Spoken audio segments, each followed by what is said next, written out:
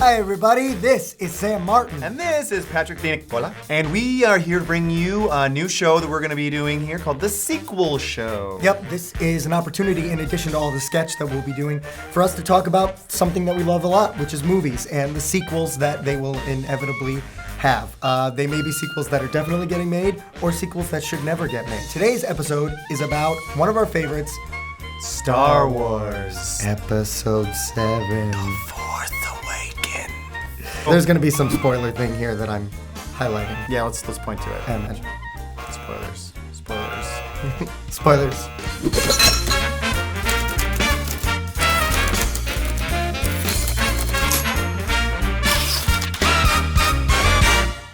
Hello! Hey-o. Our guest for today's episode is the one and only Philip Amler. This guy right here, he's a wonderful man. He's a very funny man as well. He does improv in Chicago.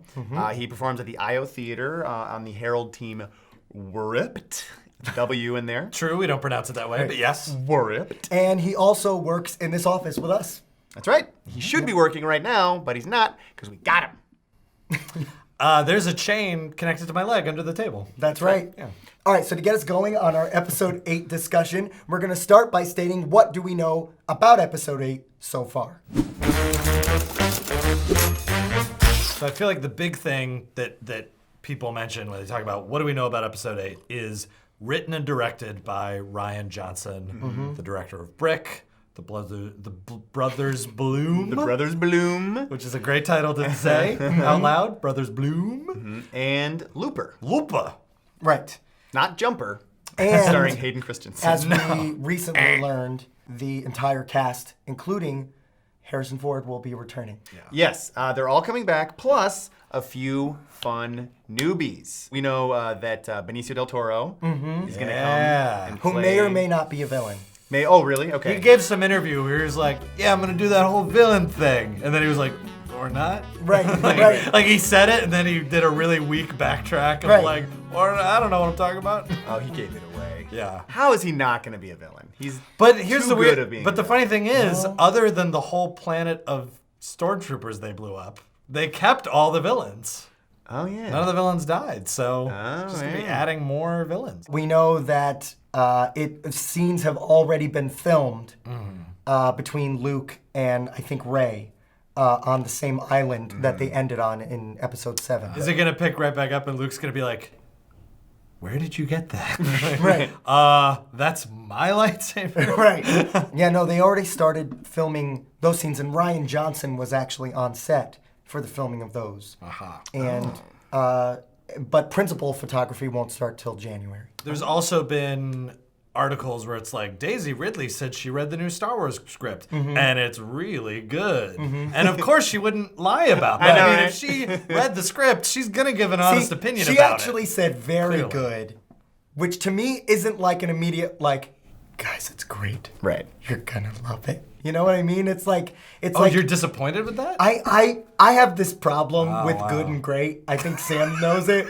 If people like come up to me and they're like, "Hey man, new sketch was really good," I'm like, "You hated it." Didn't you?" All right. So now that we've gotten up to speed on what we do know about episode 8, let's start by talking about what the worst episode 8 ideas might be.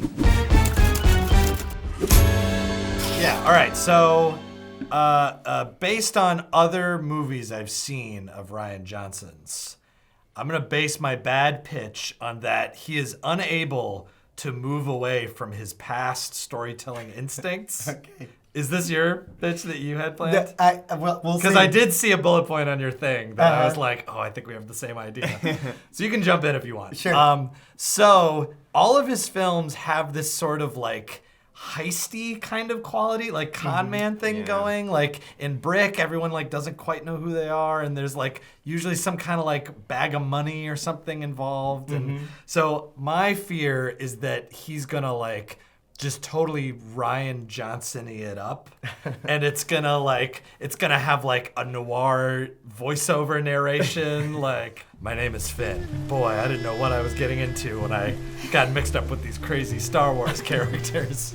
He'll say when I got mixed up with these Star Wars characters. Yeah, he'll literally call it out. He's that much of a fanboy. Right, but then there'll be a lot of like people driving around in convertibles and like slicked back 50s hair. Right. Because he seems to have a little bit of an obsession with like 60s, 50s cool cats. Right. So I'm worried that that's going to bleed into it. Like there'll be a couple of jazz numbers on the soundtrack, you know, and he's just going to go full on 60s pastiche. Right. Yeah. I'd gotten away from the stormtroopers, and trouble was gone. But then she walked in. Yeah. Enter Ray. Right. Right. Yeah. And that'll be R2D2 saying. Following behind her. Right. It's a mobile jazz score. I think for me, the worst thing that they would do is mapping it onto Empire Strikes Back. Right. Because Force Awakens was pretty mapped onto New Hope. Everyone kind of has their mixed opinions about it, whether they think that that's okay or not. I personally think that it is kind of okay because it does kind of get us back into that world. But I feel like most people have said it's okay with the caveat of if it doesn't, you have to move on to new stuff now. Yeah. So my bad pitch would be number one, Luke is Yoda. Luke is just the new Yoda, which totally seems like, oh, he's just going to start training And he even Rey talks like Yoda now. and just starts talking. Because that's what happens when you become an old Found Jedi. me, you did. And then he looks right in the camera. and And also, some green his ears. mouth just kind of moves like, Oh, man. They built a Mark Hamill puppet. yeah. So he'll be just puppeted. Right. It'll be just a Mark Hamill puppet. Well, that actually makes me think of something that I want to add for my best pitch. Oh, but you haven't done your... No, I haven't done my worst. Oh yeah. Okay, Yeah. do your worst. Do your So- worst. Dude, do your worst.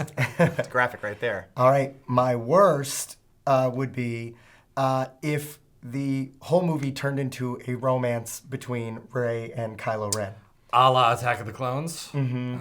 So it would be like she really needs to kill this guy, but she really loves him. And there's going to be like temptation because if they had babies, those babies would be jacked with force. That's true. They'd also be kind of like weird and like fucked up because they're probably related. too, Probably. right? Wait, who are we talking? Wait, her and Finn? Yeah. No, her and Kylo Ren. Kylo Oh, Ren. wait, who did you say was going to fall in love? Her and Kylo Ren. Oh, I Kylo thought you Ren. said her and Finn. No, her and Kylo Ren. Oh. Yeah.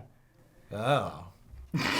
That'd be terrible, right? Well, right. I that mean, would be But worse. we don't That'd be know. awful. We don't know for sure that she's Luke's daughter yet. We think. We don't know for sure. That's true.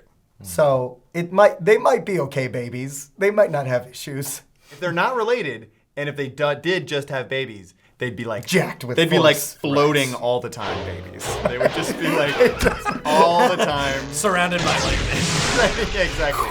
Why did you write Ray Romano right there? It's not. Oh, Ray it says Romano. Ray Romance. Yeah, that's Kylo Ren I- and Ray Romance. I thought it said Ray Romano, which would be a That really would be bad. a really Do not bad- cast Ray Romano in a Star Wars movie. Ray Romano in episode 8. You guys, Han Solo died. No one understands me like you, Chewie.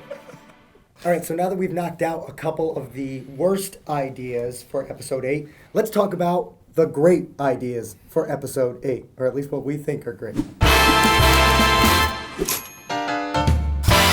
All right, so here's my idea. All right. Follow me on this. Okay. All right. Okay, so it's an assassin movie. Rey is being trained to assassinate Snoke, and Kylo Ren is being trained to assassinate Luke. And they're both, the whole movie is watching them both kind of like go on these missions to assassinate the other side, because Kylo Ren and Snoke are like, if we can assassinate Luke, that might anger Rey, which then brings her to the dark side. The Resistance is thinking, if we can assassinate Snoke, then we've destroyed any chance the Empire has of like building itself back up. But also, maybe Luke, the anger that he has with himself for failing with his new Jedi Academy has gotten to him, and maybe even he has not been able to fight against the urge to join the dark side because he's just giving into his anger with himself. So maybe he trains Rey, but it's all this like kind of elaborate setup That he's actually bringing her to the dark side? Right. Oh. And You know, it's a good pitch when we both go, and then when that movie ends, it's like they are fucked. There is no good left. And that's a really good place for an episode 2 to end, so that in 3 we can destroy all that and gain back the goodness. Come on. even though everyone's already dead. I do think they need to fill in a lot of backstory that was sort of, elided over of like how did exactly things get here and who's the Resistance and who's the Republic? And they're like, fun Star Wars, which was good. I think it would be great to have like some kind of extended flashback even of like getting to see Luke's academy go go south and like Kylo Ren turning and stuff. I think that would be cool. I'd like the idea of that now the Resistance, basically they messed up because like 5 planets got blown up. And I think you have to deal with that, and maybe even General Leia gets called to the carpet by what's left of the Senate or the Republic and everything, and it's like, you said you were going to protect us from the First Order, and look, all these planets blew up, like you didn't do it. Sure, you killed the Starkiller base, but like you didn't get the real bad guys. So I think that in the next movie, the Resistance has to go on the offensive, and so then it's a little bit like a flip around of Empire, where now it's the Resistance searching for the First Order and trying to find where their base is. That could actually give a good opportunity for Poe and Finn to get to do their own little buddy adventure. Begging for it. And then maybe that's where Benicio del Toro's character, maybe he could be someone that they enlist to help them find him. Because I don't think you can just have the 2 of them, because that would be too buddy-buddy. So you need a third character that's a little more questionable. Where does Rey fit in? Well, Rey, I think, would probably be training with Luke. She's off doing something. She's doing Luke Jedi stuff. Which I think is kind of a copy of Empire, but it's probably sort of unavoidable. And that's that whole backstory. She's getting the backstory filled in for her, which could also be her backstory if the whole suppressed memory theory is right. One thought that I had, which is kind of like the big thought that would be nice actually for maybe the entire series to eventually kind of like deal with, and that would probably be dealt with in the episode 8, is the idea that there has to be a balance to the Force. So there has to be both good and bad. There has to be light and dark. So so the ultimate goal not necessarily being to eradicate the dark side, because that's not a balance, but to somehow find a use for the dark side of the Force. So maybe in some way getting control of the dark side and then having both the dark and the light working together in like a yin and yang kind of a way. Now whether that means like Kylo Ren actually being the like leader and like kind of like, because he is kind of like he has both light and dark in him, so he could maybe like lead those from the dark side to like use the dark side for the balance or for good. I don't know. But how are they bad if they're all working together in some way? Cause it's like, haven't you ever seen like a criminal help an old lady cross the street? How do you know they're a criminal? Exactly. So, all right, so we have 3 pitches. I hope you're listening, Ryan Johnson. Right. We will each get 1 vote for the winning pitch of the episode, and no one is allowed to vote for their own pitch. So, Sam, whose pitch do you vote for? I vote for yours. Philip?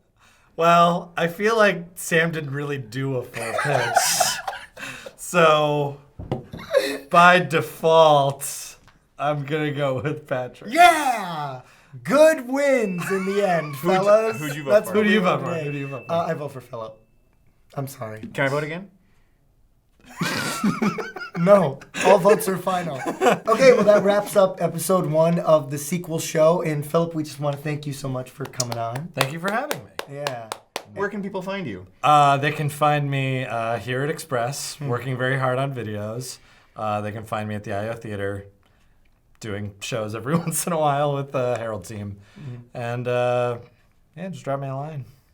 Drop him a line. Write him a letter. Just write him. Write to him.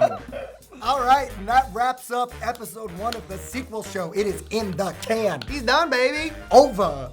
And thank you so much for everyone who has already subscribed to our channel. Please feel free to hit that subscribe button if you haven't, because it really does help us out a lot. And if you have any good or horrible pitches for a sequel to Star Wars Force Awakens, please put them in the comments below. We'd love to hear any ideas. And also, if you have any suggestions for movies that you would like us to sequelize on this show, do pitches for, put that down there too. That'd be great. And also feel free to watch some of our other videos, including our Star Wars parody, If Star Wars Were Your Ex-Girlfriend. It's so funny.